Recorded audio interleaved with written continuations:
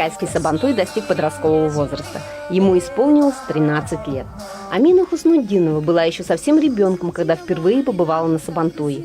Спустя 13 лет она сама ведет этот праздник и выигрывает татарский конкурс красоты «Татар-Кызы». Этот конкурс стал новой красивой традицией байкальского сабантуя. Критерии – не только красота и творческие таланты юных татарочек. Главное – их хозяйственные навыки. Я так понимаю, что это у нас и есть победительница, да? Поездка в Казань предлагается. Да, оплата все за счет Татарстана. Будет участвовать в конкурсе «Татар-Кызы» в Татарстане и, надеюсь, там достойно представит нашу республику.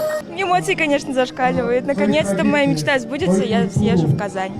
А пока на основной сцене звучали мелодичные татарские песни и исполнялись изящные танцевальные па, в это время сильная половина соревновалась в ловкости, смелости и цепкости. Национальная борьба куреш, битье горшков, бой мешками, лазание по столбу – все это заряжало бурей эмоций и радости. Я раньше любил на масленицу лазить, на ледяной столб лазил. А что необходимо, чтобы так легко и свободно, как вы, подниматься? Цепкость рук и сила воли.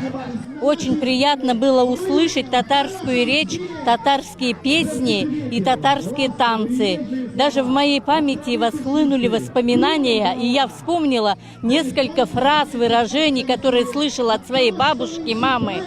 Было очень приятно. Каждый год байкальский сабантуй обретает новые обычаи. В Усть-Кяхте участники праздника высадили фруктовый сад в память о предках, которые больше полувека назад поселились на этой земле и разбили яблоневый сад. Он, к сожалению, со временем погиб. Сад дружбы вскоре зацветет возле музея усадьбы татарского быта. Елена Гармаева, Александр Моисеев, АТВ.